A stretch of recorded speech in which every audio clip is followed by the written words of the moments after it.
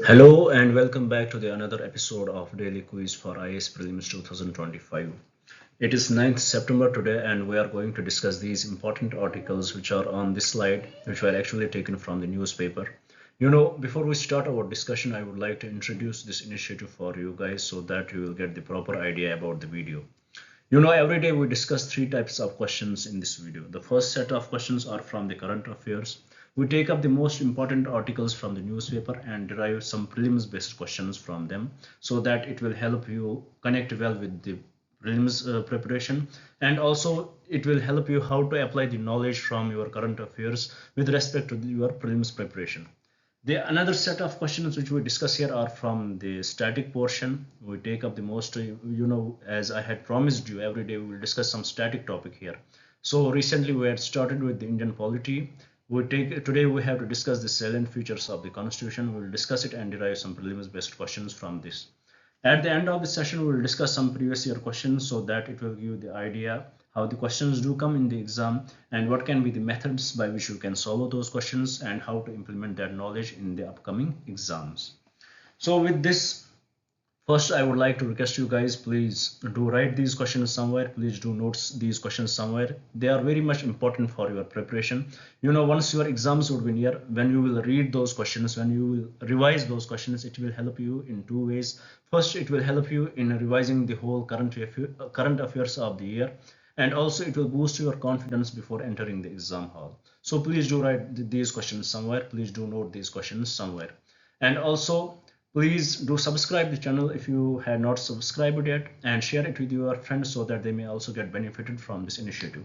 And one more thing I want to mention here, that today's video is for the person who commented in our last video, as we were not uploading from last few days, so that because of her comment, actually we were busy today too, but because of her comment, because of the comment of that person, we had brought up this video for that person specially.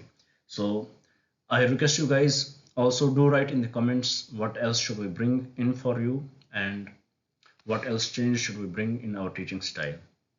Now, without any delay, let's have a look at the topics which we have to discuss today. The first topic is uncommon cyclone in the Arabian Sea.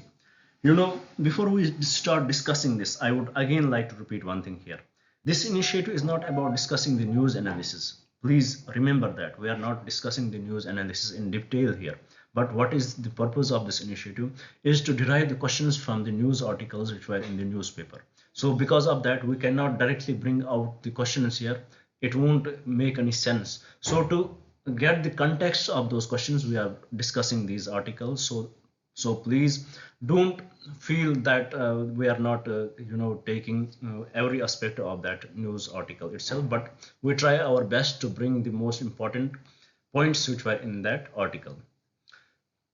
Now, starting by our first article here, it is uncommon cyclone in the Arabian Sea.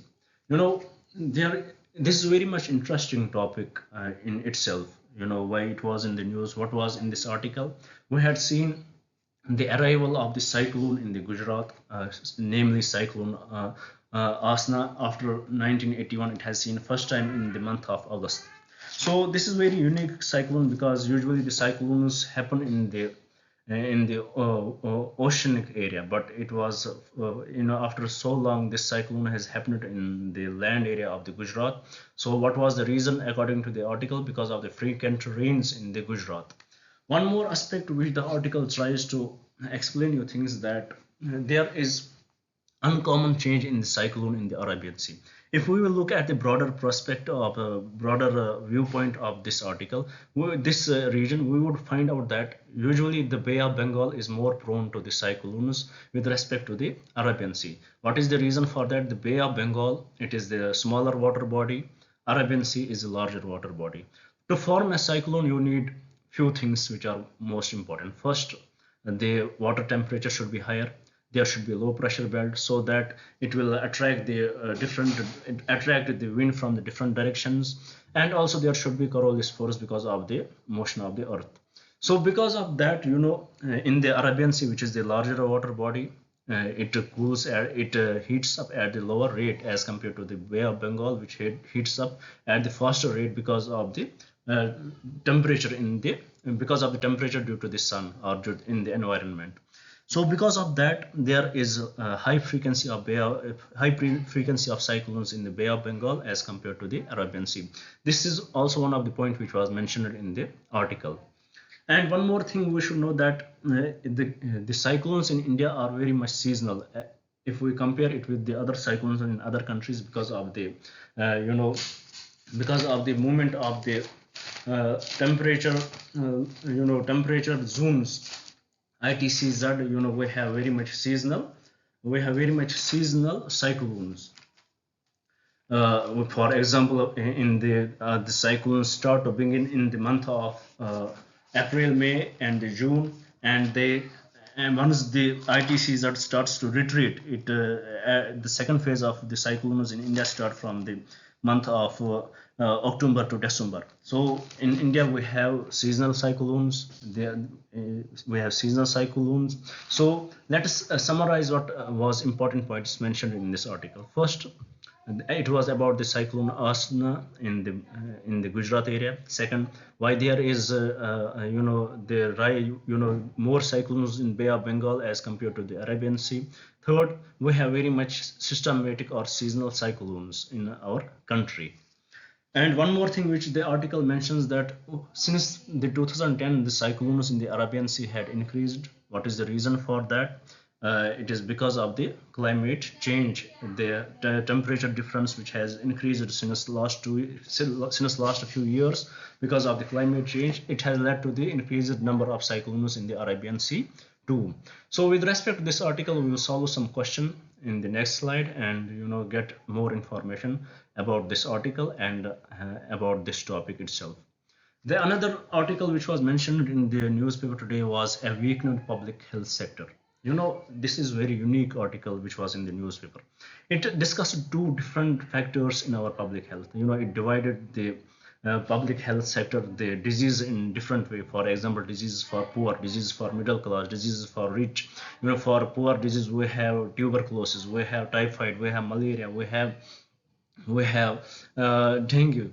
All these diseases are because of the least sanitation and all that stuff. Then it defines the diseases for the middle class, for example hypertension, diseases caused by the air pollution. And for the higher classes, the diseases are like the depression and mental issues.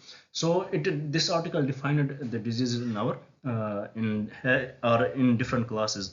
And also, what are the curative measures? It had defined that too. It basically discussed about the problems with respect to the primary sector healthcare in our country. It discussed about the lack of infrastructure. It discussed about the lack of staff. It discussed about the overburdening of the staff and all other things in it. So with respect to this, let us see what question we can frame from this article. After that, there was another article in the news. It talked about with or without Chinese companies investment. Simply, it talks about the Chinese investment, especially in the electronic sector in India. Right now, Chinese investment, Chinese electronic sector is enjoying the monopoly in the global market because of its technology, because of its economic practices. It is going on. Our trade with China was very good. We are very much dependent on the Chinese imports. We had been dependent on Chinese imports because of the technology, because of the raw materials. We are not able to, the raw materials which we required for our electronic technology, we are not able to convert that raw materials in the essential components. So we depend hugely on the Chinese companies, Chinese imports.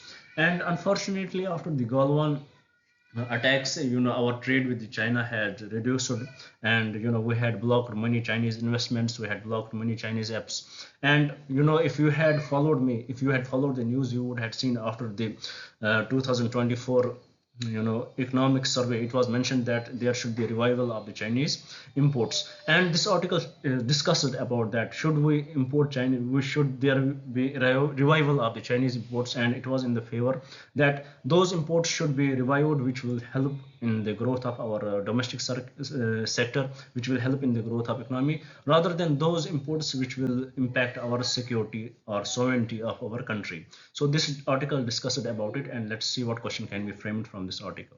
The another article which was in the news, it talks about the PM's visit to Southeast Asian countries, especially the Brunei and Singapore. We see that as they are the ASEAN member countries. We know the importance of Southeast Asia, and importance of Brunei for India, as they are energy rich. They can provide as the energy security. Right now we are importing lots of oil from the Russia. After this Russia-Ukraine war will settle down, we can shift our focus towards the Brunei also, and also we know their strategic importance for our country, as we are looking for the international space stations. We are looking for the Gaganyaan mission, so that we need some stations which should look after this mission in the Brunei. So Brunei becomes important for us. This Southeast Asia becomes important for us, and also the Singapore, the people-to-people contact which we have with them, the ancient, the contact which we have with the Singapore, the one of the biggest country in the ASEAN countries. So this visit of PM to these countries was very much special, and it can revive the relationship between the southeastern countries, the ASEAN countries, and the India itself, and it can be very much beneficial for us. The another article, it was about the India US agreed to swap turns to host a Quad summit, as we had seen in the newspaper itself. It was this year's summit was to be held by India, but unfortunately due to the expenses of the elections, we were not able to conduct it. But India and USA, they have agreed to swap it. Now USA will hold its this year's turn in USA itself, and it would be very much continuation of the UN Future Summit, which is going to be held in that country. So this was about it. After that, we had seen India's military diplomacy in top gear, as we had been involved in many bilateral exercises. We had been involved in many multilateral exercises like Tarang Shakti, like Mitra Shakti, like Yodh Abhyas and Varuna. So various military exercises had been done by India since last few years, and they were very much back-to-back exercises. So we'll see the importance of this news article with respect to the prelims in the questions area. After that, we will discuss the salient features of the Constitution, a static topic. Right now we are discussing the Indian polity, and the book which we are using for it is the Lakshmikant. So today we will discuss few silent features of the Constitution, and finally we will discuss few previous year questions. So this is what we have to, these are the topics, around which our today's discussion would go on, and these are the topics from which we will solve the questions. So please do stay with me and watch the full video, and also please do subscribe the channel. Thank you for watching till now, and let's solve the questions one by one. Now let's move to the first question. It says, which of the following factors primarily contributes to the higher frequency of cyclones in the Bay of Bengal compared to the Arabian Sea? First, difference in sea surface temperature. 100% correct. We discussed it in our discussion because of the difference of the difference of the area water body, difference of the area of the water body. Second, geographical configuration and topography. 100% correct. Third, difference in the frequency of monsoon winds. 100% correct. So with respect to this question, the correct statement is option D, which is all the three statements are correct. Now coming to the another question from the same topic here, it talks about cyclone Asna, which made headlines recently, is characterized by several unique features. Which of the following statements about cyclone Asna are correct? Statement 1, cyclone Asna formed in the Bay of Bengal. No, totally incorrect. It formed in the Gujarat near Arabian Sea. Second statement, cyclone Asna was classified as a severe cyclonic storm by the Indian Meteorological Department. No, it was not classified as severe cyclonic storm. So this is also incorrect. Statement 3, cyclone Asna affected primarily the southeastern coast of India. 100% correct. So with respect to this question, the correct statement is option C, 3. Now moving to the another question from this discussion, it is about the public health care centers, primary health care centers. It says, which of the following issues are commonly associated with the primary health care centers in India? We discussed about it. Here are the issues. A, inadequate infrastructure and facilities. 100% correct. B, shortage of trained medical personnel. 100% correct. 3. Insufficient drug and medicine supply, 100% correct. 4th, limited coverage and accessibility, 100% correct. So with this question, all the statements are correct. All these statements given below are the common issues associated with the public health care centers. Now with this, let's move to the another. It says, which of the following factors have contributed to the dominance of Chinese electronic companies in the global manufacturing sector? Right now we are very much dependent on their imports. So what led to the dominance of the Chinese electronic companies? Let's see. First, lower production costs due to economies of scale, 100% correct. Second, significant government subsidies and support, 100% correct. 3. Advanced technological innovation, 100% correct. 4th, robust supply chain and manufacturing infrastructure, 100% correct. All the four are the factors which have contributed to the dominance of Chinese electronic companies in the global manufacturing sector. Now moving forward to the another question. It talks about which of the following statements about the association of Southeast Asian nations are correct. We discussed about India's visit to Brunei and Singapore. So ASEAN becomes very important for us. So let's discuss about it. Statement 1, ASEAN was established in 1967 with the signing of the Bangkok Declaration, 100% correct. Statement 2, the primary objective of ASEAN is to promote economic integration and regional stability among its member countries, 100% correct. Statement 3, ASEAN currently has 10 member countries, 100% correct, and the member countries are given below, which are Brunei Darussalam, Cambodia, Indonesia, Laos, Malaysia, Myanmar, Philippines, Singapore, Thailand, and Vietnam. Statement 4, the ASEAN Free Trade Area was created to eliminate trade barriers among member states, 100% correct. So with respect to this question, all the statements are correct, and the correct answer from the options given below are option D. Now with this, I hope you had understood the context of the news and this question itself. Now moving to another question, it talks about which of the following statements accurately describe the quadrilateral security dialogue, which is Quad. Statement 1. So let's have a look at the statements given below. Statement 1, the Quad is a strategic forum comprising the United States, Japan, India, and Australia, 100% correct. Statement 2, the primary focus of the Quad is on military cooperation and joint defense exercise. No, it is not the primary purpose of the Quad, but the primary purpose of the Quad is, its primary focus is on a broader range of issues, including regional security, economic growth, and promoting a free and open Indo-Pacific.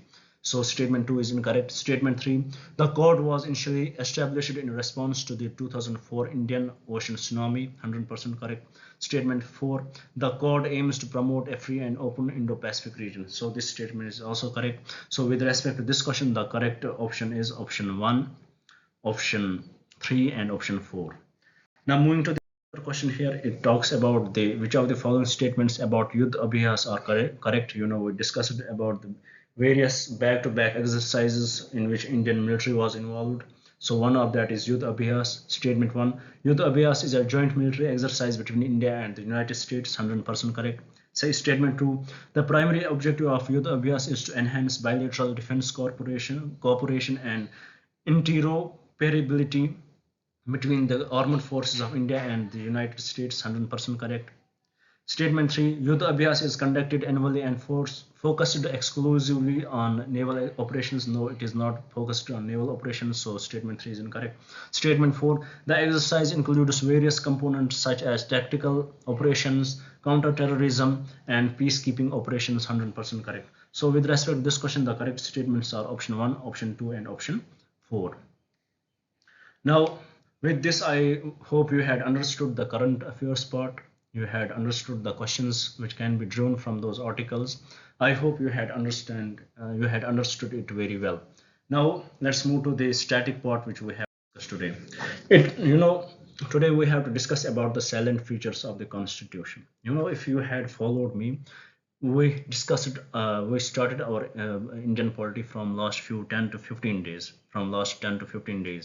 We are discussing it. We discussed the importance of the polity. We discussed the various important articles with respect to the modern history which are related to the governance.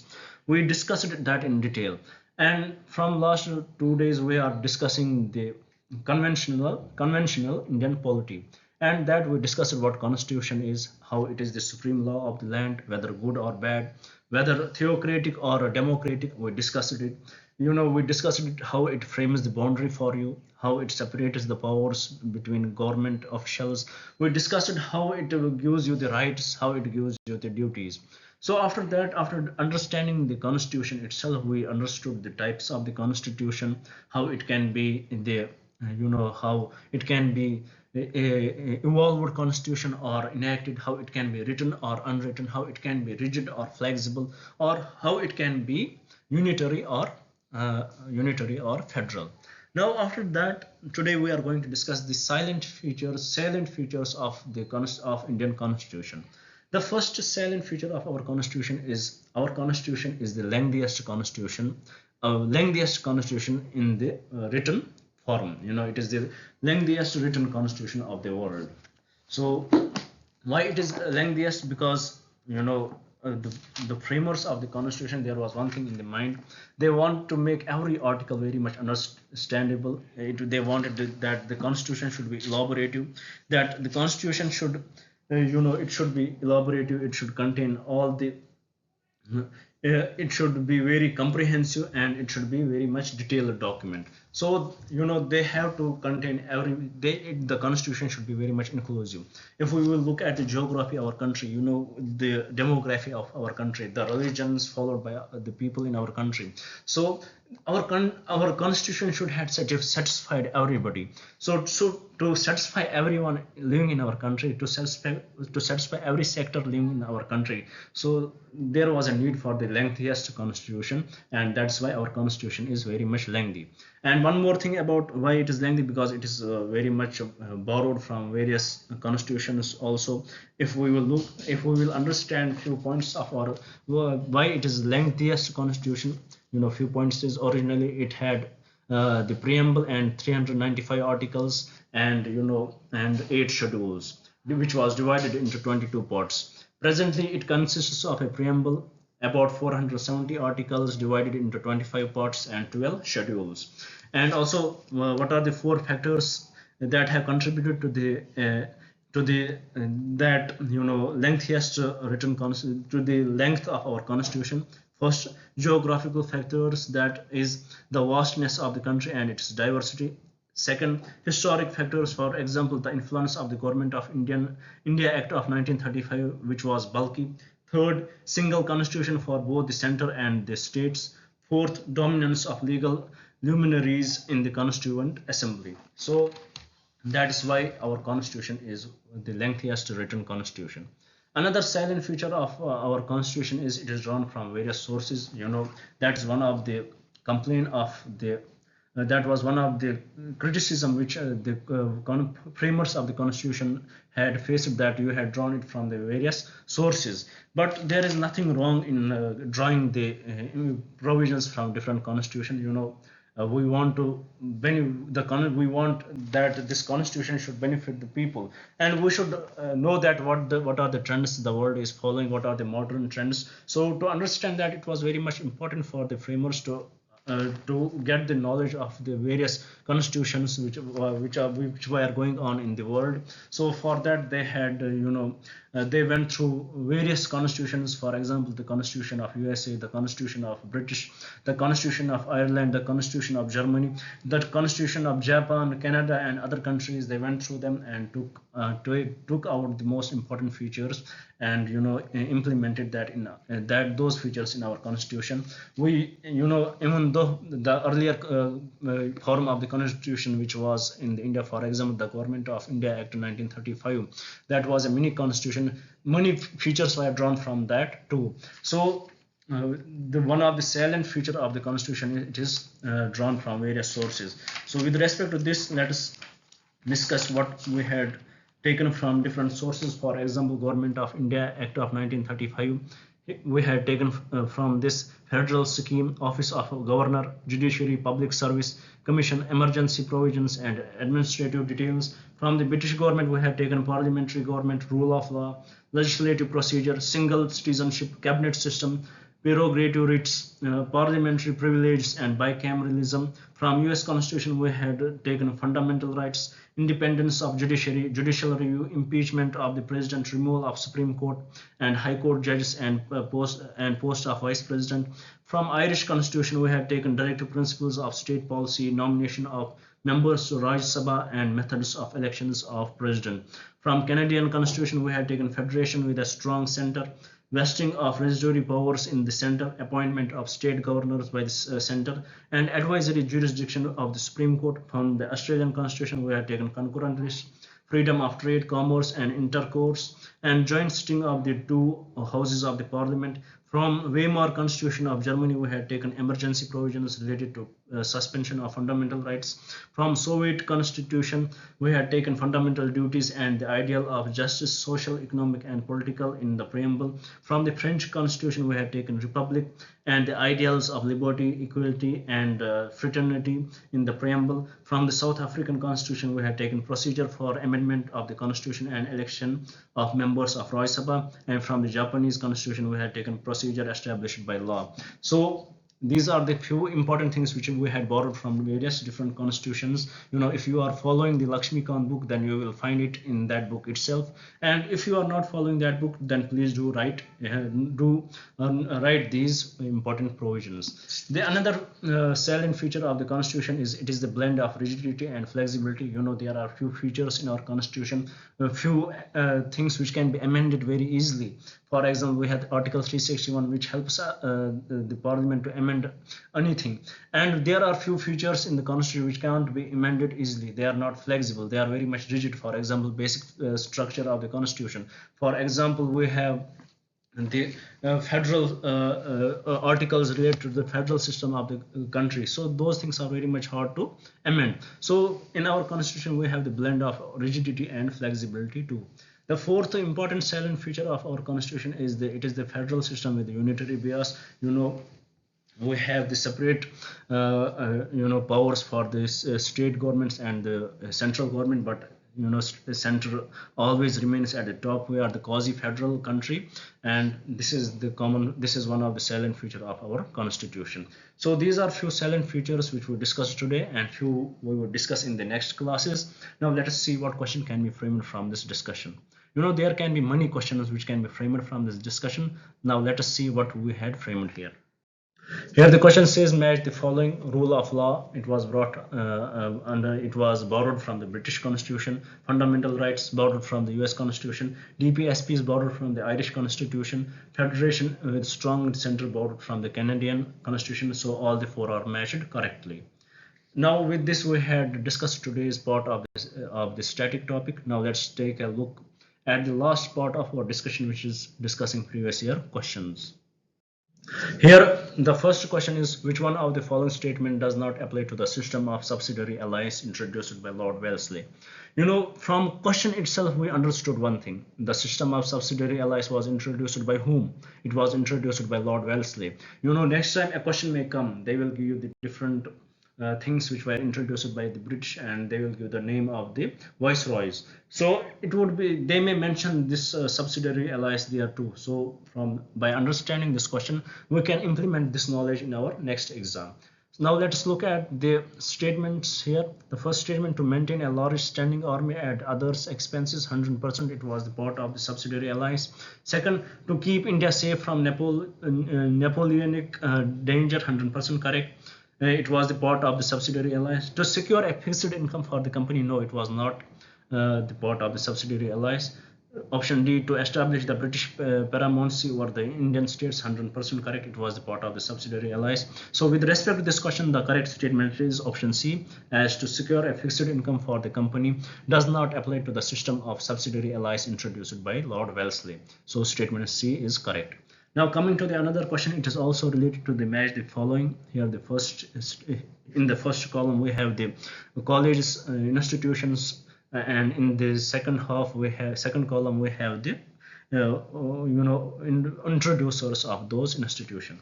The first one is Sanskrit College at Banaras. It was introduced by Jonathan Duncan, 100% correct. Then we have Kolkata Madrasa, introduced by Warren Hastings. Then we have Fort William College introduced by Lord Wellesley. So all the statements here are also correctly matched. So with this, we complete today's discussion. I hope you would like the video. I hope you would share it with your friends, and I hope you would subscribe the channel. And please do watch the video full, and do subscribe it. Thank you for staying with me. Thank you very much.